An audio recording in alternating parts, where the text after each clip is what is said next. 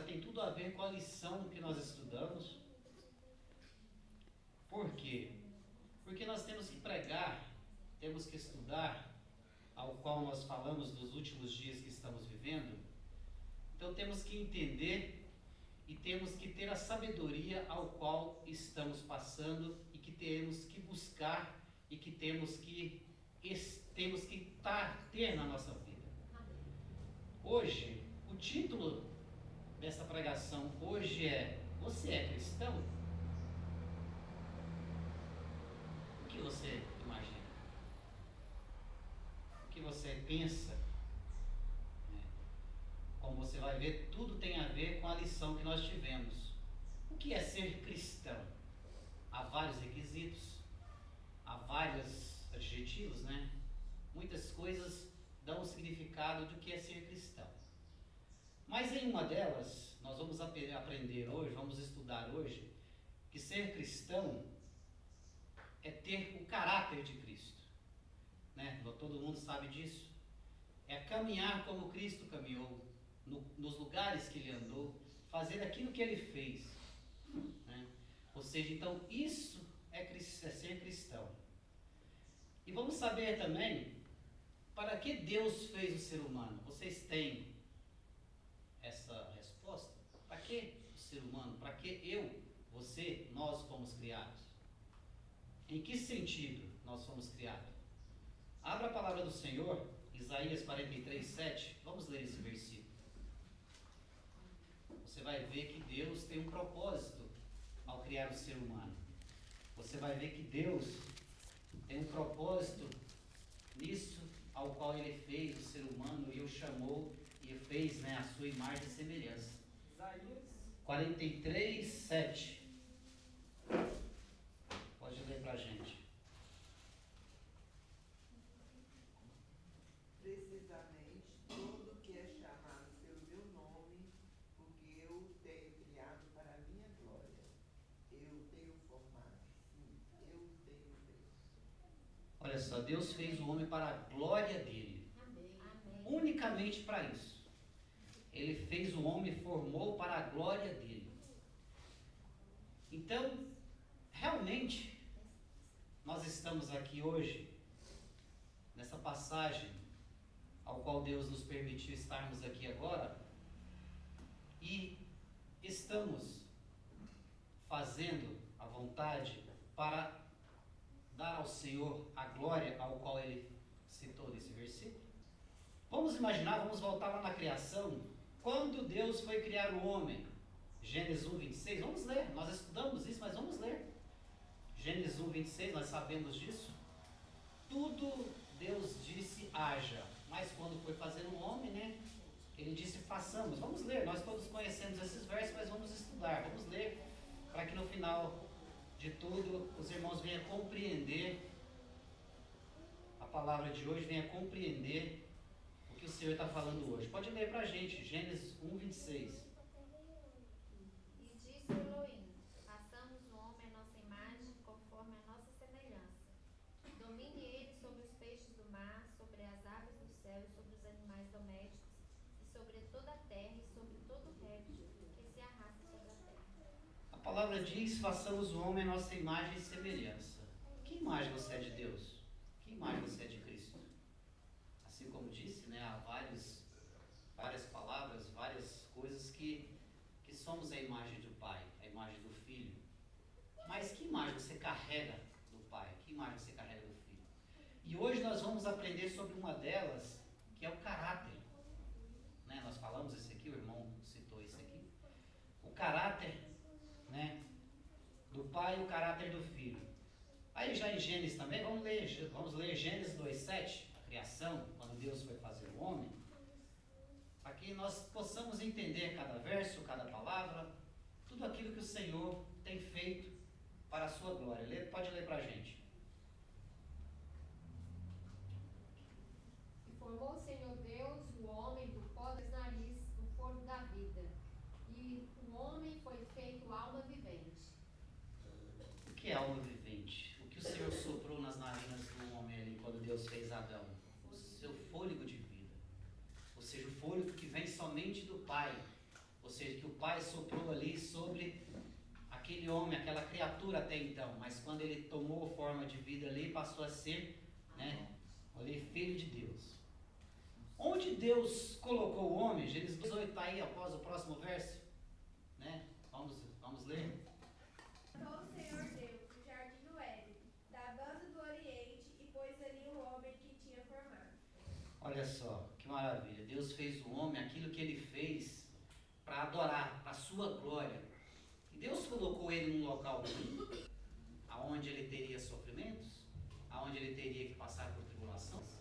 Ou seja, se Deus amou o mundo de tal maneira que deu seu único filho para que todo que dele crê não pereça, mas venha ter a vida eterna, ou seja, ele colocou ali que ele fez com tanto amor para o amar, para o adorar, para a sua própria glória. Ele colocou o ser humano também num local maravilhoso, um local ao qual nós sabemos que vai ser restabelecido e que os verdadeiros servos do Senhor vão estar nesse local.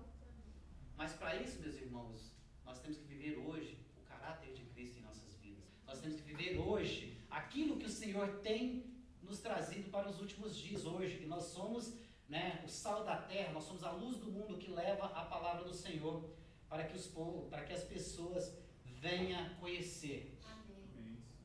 Mas só que então, vamos agora lá em Apocalipse capítulo 12. Né, vamos ler versos 7, 8 e 9. Deus fez o mundo, maravilhas, o Éden, mas infelizmente, né, veio alguém caiu lá do céu, né, nós sabemos que Miguel e seus anjos o expulsaram do céu, e ele então habitou na terra. Então vamos ler esses 3 versos, Apocalipse 12, versos 7, 8 e 9. Pode ler pra gente.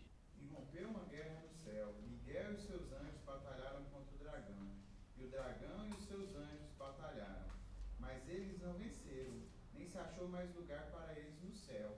Assim foi lançado para baixo o grande dragão, a serpente original, o chamado Diabo e Satanás, que está enganando toda a terra habitada. Ele foi lançado para baixo, a terra, e os seus anjos foram lançados para baixo junto com ele. Algumas versões dizem assim: ai dos moradores da terra, porque Satanás desceu a voz. Ou seja, então já havia moradores na terra. Alguém já parou para pensar isso? Até então, ou seja, já estava aqui na terra, já havia moradores aqui. Então vamos ver, agora nós sabemos o restante da história. Eu quero fazer uma pergunta para os irmãos: quem comeu o primeiro fruto da árvore proibida do Jardim do Éden? Os irmãos estão bem. Claro que eu sabia que os irmãos entenderiam essa história, saberiam essa história. Né? Eu quero ler aqui, muito interessante, no livro, né, Histórias da Redenção, página 32, né, os irmãos vão saber muito bem, diz assim: Satanás assumiu a forma de serpente e entrou no Éden. A serpente era uma bela criatura com asas e quando voava pelos ares apresentava uma aparência brilhante, parecendo ouro polido. Ela não andava sobre o chão, mas ia de uma árvore a outra pelo ar e comia frutos com o homem. Olha só, isso a serpente, né? Satanás entrou na serpente e tomou a sua posição. Assim diz lá, né? Na árvore do conhecimento. E começou a comer o fruto.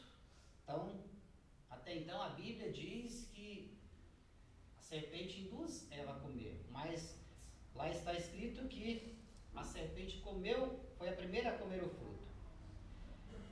Eva, a princípio, né, inconscientemente, absorvia em suas ocupações, separou-se do marido. Olha só, interessante, engraçado. Aí Deus mandou, manter-se juntos, né?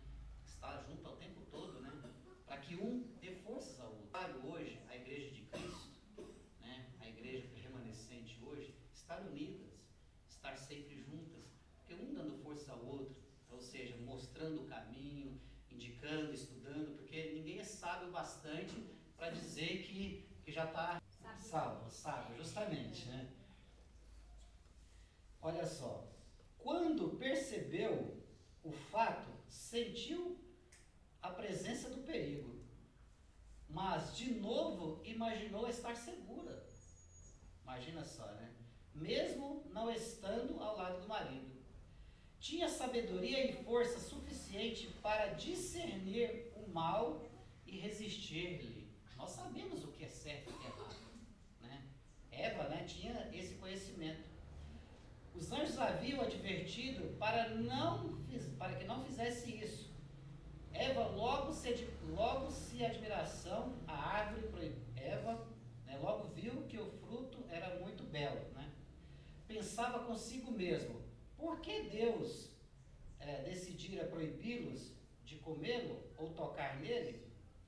Então nós conhecemos então toda essa história, que a primeira a comer o fruto foi a serpente. Então a partir daí, né, o homem entra em pecado, ele é restituído, ou seja, ele é, né, colocado para fora do Éden, e aí Deus então sabe que o mundo entrou em pecado, ou seja, aí Deus então dá, né, ali, assim, o que viria a acontecer com a serpente, que é o diabo, Satanás, né, e também com a mulher, o homem. Ou seja, então a partir daí, Deus vai mostrar a cada um ali o que iria acontecer. Vamos ler, meus irmãos, né, a sentença de cada um. Gênesis 3, 14 e 15. Vamos ler lá. Gênesis 3, 14 e 15. Então ali Deus dá a sentença para a serpente e para a mulher. Vai falar nesses dois versos. Pode ler, meus irmãos, quem encontrou, por favor. Então o Senhor Deus disse à serpente: porquanto fizeste isso, maldita serás, mais que toda vez, e mais que todos os animais do campo, e sobre o ventre andarás, pó comerás, e todos os dias da sua vida. E porém inimizade entre ti e a mulher, e entre a tua semente e a tua semente está, te ferirá a cabeça, e tu lhe ferirás o calcanhar. Ou seja, então Deus dá ali a sentença à serpente, né, que é o diabo, e a mulher também, né, por ter feito aquilo. Mas vamos ver aqui, agora vamos lá em Mateus, capítulo 1, verso 21 a 23, que a semente da mulher ao qual Deus havia prometido, então veio ao mundo para mostrar, né, que existe um caminho, que existe um pai que cuida de tudo e que dá o seu único filho.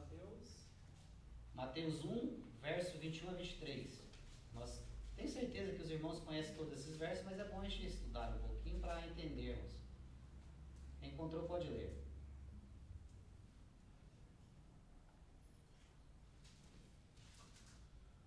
Jesus, porém, respondendo, disse-lhe: em verdade vos digo, que se tiverdes fé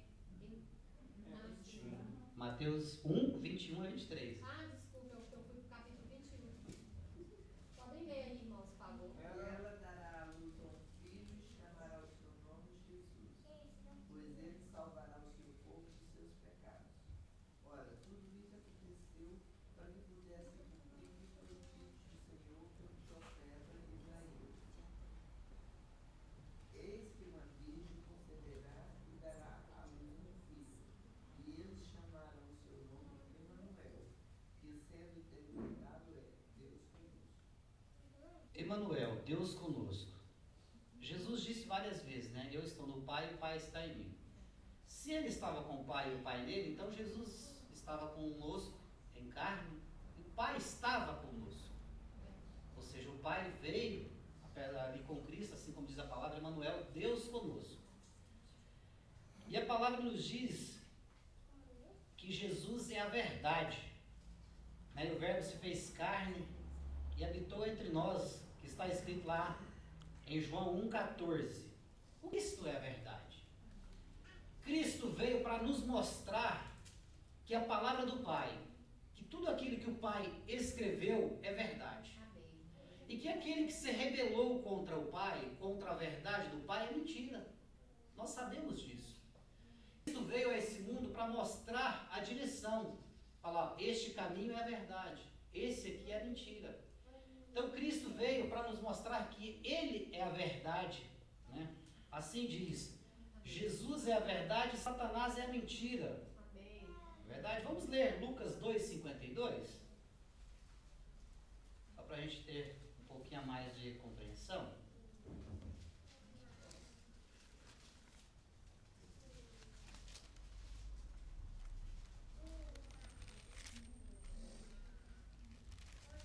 E crescia Jesus em sabedoria e em estatura, e em graça para que com Deus e os homens.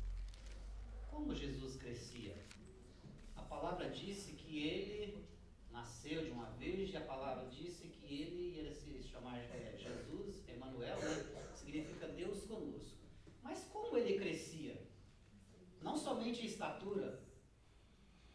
E eu fico pensando hoje, se eu quero ter o caráter de Cristo em minha vida, como eu estou crescendo hoje? Como está a minha vida? Como eu estou crescendo em espírito, em conhecimento? Como está a minha vida com Deus hoje? Ou seja, hoje, que na palavra todos estamos em crescimento ao mesmo ponto, ao mesmo momento. A cada momento eu estou crescendo em verdade, em caráter. E infelizmente, se não for na verdade do Pai, em Cristo, que é Cristo, eu estou crescendo também, né? Fazendo as coisas erradas, as coisas do mal. Mas por que, meus irmãos, hoje nós achamos às vezes o mundo cheio de problemas, cheio de tribulações, e muita gente fica irada, né? Por que isso acontece? Por que está acontecendo isso? Mas vamos ver que Jesus também passou por isso, né? Vamos lá para Mateus 4, né? Verso 3, que Jesus também passou por isso.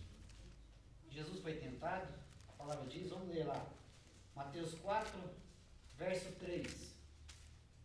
Ou seja, ele era o Filho de Deus, e por causa disso, ele deixou de ser tentado, ele deixou de ser perseguido, muito pelo contrário. Lê pra gente, Mateus, esse verso. Mateus 4, verso 3. Chegando então, o tentador disse-lhe: Se tu és filho de Deus, manda que estas pedras se tornem em pães. Olha só, a palavra nos diz que quando Jesus foi batizado, ele foi levado em espírito ao deserto e por lá jejuou durante 40 dias e 40 noites. Imaginemos, né, a forma humana, a fome que ele estaria, a sede que ele estaria ali. Então vem ali Satanás e mostra a ele um prato de manjar. Vamos imaginar, porque ele tinha poder para falar de uma pedra se transformar em pão para saciar a sua fome. Ele tinha. Mas só que ele não queria fazer isso, porque era contra a vontade do Pai. Vamos imaginar, era contra aquilo que Deus tinha designado para ele. Era contra aquilo que Deus tinha colocado no propósito da sua vida. E qual foi a sua resposta? Está no verso seguinte aí, vamos ler. Mateus 4,4. Leia, por favor. Mas Jesus lhe respondeu: Está escrito, nem só de pão viverá o homem, mas de toda palavra que sai da boca de Deus. Amém. Amém. O povo de Deus, o remanescente hoje, de que pão está comendo? De que pão hoje está sobrevivendo? Nós sabemos que virão tempos difíceis, que virão tempos ao qual vamos ter que provar a nossa fé, vamos ter que provar que somos verdadeiros servos de Deus, mas de que pão estamos alimentando hoje? Que pão é esse? O pão da vida, que é Cristo? A verdade, que é a palavra do Pai, que é Cristo? Estamos alimentando desse pão? Vamos continuar nesse mesmo capítulo aí. Mateus 4, versos 5 e 6. Vamos ler. Nós sabemos que Jesus foi tentado 3 vezes. Então o Então já adversário levou a cidade santa, colocou sobre o pináculo do templo e disse: Se tu és filho de Deus, lança-te daqui abaixo, porque está escrito: Aos seus anjos dará ordens a teu respeito, e eles te susterão nas mãos, para que não tropeces em alguma pedra. Replicou-lhe Jesus: Também está escrito: Não tentarás o Senhor. Olha só. Ele poderia fazer aquilo? Sim. pai disse para ele, não faça isso, ele não fez.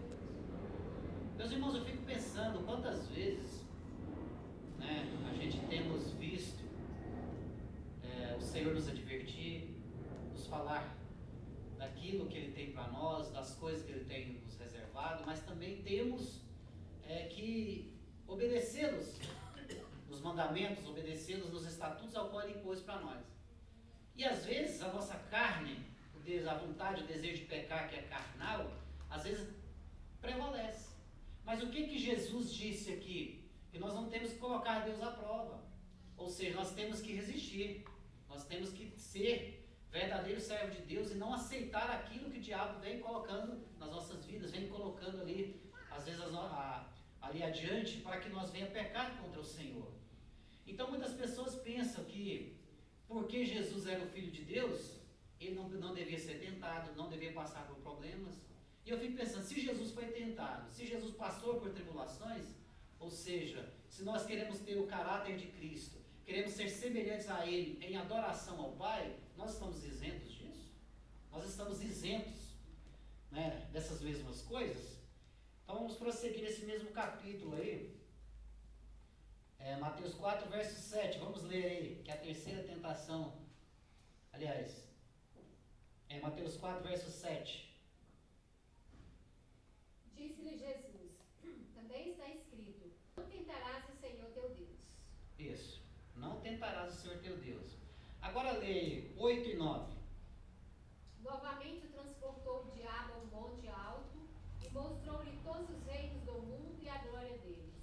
E disse-lhe, tudo isto te darei, se prostrado me adorares. Alguém pode oferecer alguma coisa a outro se não é dele? O que o diabo disse-lhe para Jesus? Se prostrares diante de mim e me adorares, te darei todos os reinos do mundo. O que nós vimos então desde o começo da história? Os reinos comandados, né, por Satanás, pelo diabo. Ou seja, porque nós sabemos que hoje o verdadeiro servo de Deus, ele é a todo momento ali muito castigado por tudo. A gente vê hoje, infelizmente, o caos que está na educação, na saúde, na segurança. Hoje, enquanto a gente vê os verdadeiros governantes, ao qual aquele, né, que nós colocamos lá, usufruir de todas as coisas boas. Ou seja, nós vemos tantas coisas erradas ali. E infelizmente, eu te falo para você que nós sabemos que são maçons, a maçonaria, todas as pessoas que são contra a palavra de Deus. E ainda vem acima de tudo, igual nós vimos no ano passado, o ser humano ainda acreditar no ser humano. Nós vimos aí, né, nas eleições passadas, eles acreditaram, muita gente, que o atual presidente nosso seria algo completamente diferente de todos os outros. Mas nós sabemos que no final da história tudo é farinha do mesmo saco.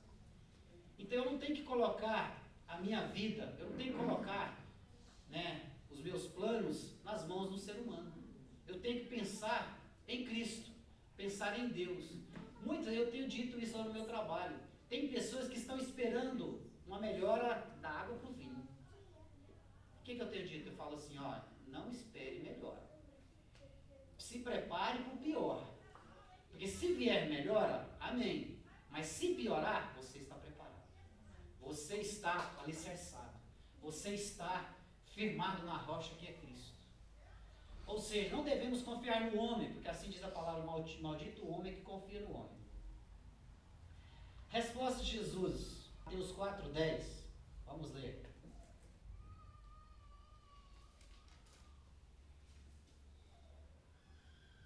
Então disse Yeshua, retira-te, adversário, porque está escrito, Ahi teu Elohim temerás e só a ele prestará culto.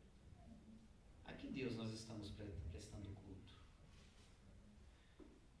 Porque a palavra nos diz, se eu faço as coisas do Pai, eu tenho o caráter de Cristo, eu tenho Deus em mim. Eu tenho o Pai, eu sou a imagem e semelhança do Pai e do Filho. Mas e se eu não faço as coisas do Pai? E faço as coisas do diabo? Que imagem está em mim? Quem está em mim? Quem está prevalecendo na minha vida? E o que Jesus disse? Somente ao Pai darás culto. Somente a Ele darás todo louvor, toda honra e toda glória. Então nós sabemos que Cristo veio em semelhança de homem e para mostrar para nós que também Ele foi tentado, foi perseguido por tudo que nós também sermos. Os servos de Deus também será. Mas vamos ver aqui outro lado aqui agora. Jesus como servo do Deus vivo. Esse verso eu tenho certeza que todos vão saber de qual é salteado. Lucas 4,16. Tenho certeza que os verdadeiros servos de Deus conhecem esse verso. Vamos ler.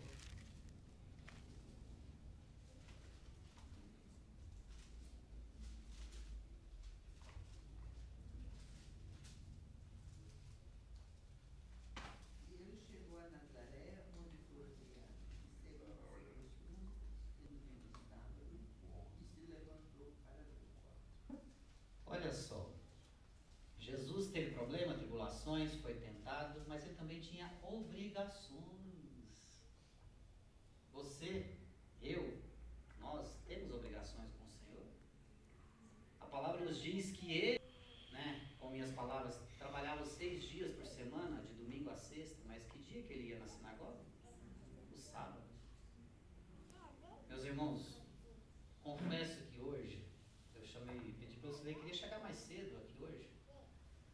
Porque sempre a gente sai de lá um pouquinho atrasado e chega aqui o culto já começou. E confesso que fiquei muito contente, irmãos, e abraçar os irmãos, desejar feliz sábado aos irmãos. Foi maravilhoso chegar antes, um pouquinho, ver os irmãos, louvar ao Senhor antes do início da escola sabatina. Então foi maravilhoso chegar aqui antes. Mas eu quero fazer uma pergunta para os irmãos aqui. Jesus ia às sinagogas nos sábados. Será que ele chegava atrasado um pouquinho? Será que ele tinha outras coisas que atrapalhavam ele chegar ali algum tempinho antes? Já chegava, já tinha começado o louvor ao Senhor, já estava no momento de uma pregação, de uma palavra? Estou pensando, eu acho que isso nós temos que meditar, esse detalhe, porque foi maravilhoso chegar aqui, abraçar os irmãos, desejar aos irmãos um feliz sábado, aquela felicidade de todo mundo, todo mundo sentou, começou a louvar o Senhor, foi maravilhoso. Achei muito bom. Jesus paga impostos. Vamos ler Mateus 22, 18 a 21. Ou seja, Jesus também pagou seus tributos, ao qual nós temos, mas nós sabemos que às vezes não é usado da maneira que deveria ser, da forma ao qual a população deveria receber em troca, ou seja, de volta. Nós sabemos que isso não acontece, mas Jesus foi correto. Vamos ler esse verso então. Mateus 22, 18 a 21. Pode ler, por favor. Jesus, porém, percebendo a sua malícia, respondeu: Por que me tens experimentado, hipócritas? Mostrai-lhe a moeda do tributo. E eles lhe apresentaram um denário. E perguntou-lhes ele: De quem é essa imagem e inscrição? Responderam: De César. Então lhes disse: Dai, pois, a César o que é de César, e a Deus o que é de Deus. Olha só, Jesus então pergunta ali, ele pega um denário ali, pega aquela moeda, olha, já havia o rosto de César naquela moeda. Então ele pergunta, então diz aquele povo: dai a César o que é de César e a Deus o que é de Deus. Nós estamos fazendo isso corretamente? Por mais que as coisas não andem da maneira que nós que nós queríamos, mas nós estamos fazendo a nossa parte. E com Deus então? Nós estamos dando a Deus o que é de Deus? Nós estamos fazendo para o Senhor aquilo que Ele nos designou? Nós estamos falando aquilo que Ele nos mandou falar? Nós estamos andando no caminho que Ele mandou andar? Jesus veio para servir. Mateus 20, 28. Vamos ler esse verso?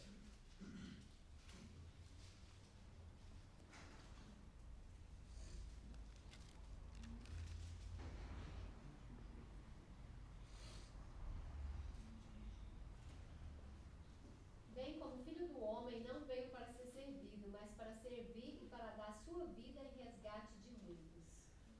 Olha só, Jesus veio para servir e dar a sua vida a muitas almas, assim nós sabemos. E nós temos feito algo em prol de resgatar vidas, resgatar almas para o Senhor? Nós estamos dando testemunho daquilo que nós falamos que temos, o caráter de Cristo em nós? Se nós temos o caráter de Cristo, nós temos o Pai conosco. Nós estamos testemunhando, né, a verdade do Pai, que é Cristo. Estamos testemunhando que somos um povo remanescente que leva a palavra, que busca e que prega o verdadeiro evangelho, que fala que ainda os 10 mandamentos estão aí, né, em vigor, que não é somente 8 nem 9, são os... Então, né, falar que foi mudado, que foi essa data, esse dia foi mudado de um dia para o outro, mas nós sabemos que a palavra do Senhor diz que é um concerto perpétuo. Nós temos mostrado essa verdade para o mundo, nós temos mostrado isso, porque Cristo foi reto em tudo. Ele obedeceu ao Pai, ele fez tudo que o Pai designou, ele trabalhava durante 6 dias na semana, e no 7º dia, ao sábado, ele ia na sinagoga, levantava-se, lia, estudava, ou seja, adorava o Pai em espírito e em verdade. Amém. E o que estamos fazendo hoje? Hoje, como estamos diante da palavra do Senhor? A palavra nos diz que Jesus veio para servir. Nós estamos servindo ou nós queremos ser servidos, né? Eu quero perguntar aos irmãos aqui, Jesus foi íntegro e reto. Alguém viu alguma palavra de mentira que Jesus disse? Jesus já mentiu alguma vez? Jesus roubou alguma vez? Jesus matou? Cobiçou alguma coisa? Adorou outro Deus? Transgrediu o sábado?